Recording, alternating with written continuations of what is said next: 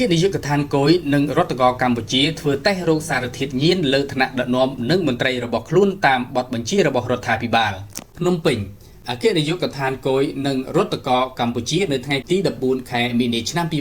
2025បានសហការជាមួយនឹងក្រុមការងារក្រសួងសេដ្ឋកិច្ចនិងហិរញ្ញវត្ថុនិងអាជ្ញាធរជាតិប្រឆាំងគ្រឿងញៀនរៀបចំដំណើរការធ្វើតេស្តរោគសារធាតុញៀនជូនដល់ថ្នាក់ដឹកនាំមន្ត្រីគយនិងរដ្ឋកោនិងមន្ត្រីបុគ្គលិកជាប់កិច្ចសន្យាក្រមអាវ៉ាត់អគ្គនាយកដ្ឋានគយនិងរដ្ឋកោកម្ពុជានិងមន្ត្រីនៃអគ្គនាយកដ្ឋានក្រមអាវ៉ាត់ក្រសួងសេដ្ឋកិច្ចនិងហិរញ្ញវត្ថុមួយចំនួននៅសាលាជាតិគយដំណើរការនៃការធ្វើតេស្តនេះគឺអនុលោមតាមការដាក់ចេញនៅបទបញ្ជាលេខ01បបចុះថ្ងៃទី20ខែកុម្ភៈឆ្នាំ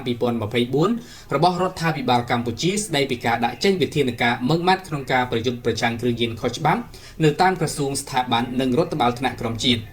ដើម្បីធានានិរន្តរភាពនៃការបំពេញការងារនិងការអនុវត្តទូនាទីភារកិច្ចការធ្វើតេស្តចែកចេញជា3ក្រុមដោយប្រព្រឹត្តទៅតាមនីតិវិធីនៃការធ្វើតេស្តរោគសារធាតុញៀនក្នុងគោលបំណងចូលរួមរំលែកធានាប្រសិទ្ធភាពនៃការអនុវត្តយុទ្ធសាស្ត្រប្រឆាំងគ្រឿងញៀនខុសច្បាប់ដែលជាអត្ថប្រយោជន៍គោលនយោបាយដ៏សំខាន់របស់រដ្ឋាភិបាលក៏ដូចជាការលើកកម្ពស់ជំនឿទុកចិត្តប្រសិទ្ធភាពការងារនិងអភិបាលកិច្ចល្អនៅក្នុងស្ថាប័នរដ្ឋក្នុងអំឡុងពេលធ្វើតេស្តមន្ត្រីរាជការនិងបុគ្គលិកនៃអគ្គនាយកដ្ឋានគយនិងរដ្ឋកោកម្ពុជាបានយល់ដឹងអំពីផលប៉ះពាល់បណ្ដាលមកពីការប្រើប្រាស់គ្រឿងញៀននិងគោរពបានយ៉ាងខ្ជាប់ខ្ជួននៅនីតិវិធីនៃការធ្វើតេស្តសារធាតុញៀនអគ្គនាយកដ្ឋានគយនិងរដ្ឋកោកម្ពុជាតែងតែយកចិត្តទុកដាក់ចូលរួមផ្សព្វផ្សាយអំពីផលប៉ះពាល់និងគ្រោះថ្នាក់យ៉ាងធ្ងន់ធ្ងរនៃគ្រឿងញៀននិងចូលរួមបង្ការទប់ស្កាត់បង្ក្រាបគ្រឿងញៀនស្របតាមទូនាទីភារកិច្ចខ្លួននិងកម្មវិធីគោលនយោបាយដ៏មុតស្រួចរបស់រដ្ឋាភិបាលក្នុងការអភិវឌ្ឍមូលធនមនុស្សឲ្យមានសុខភាពល្អប្រកបដោយសក្តានុពលដែលជាមូលដ្ឋានគ្រឹះសម្រាប់អភិវឌ្ឍសង្គមជាតិ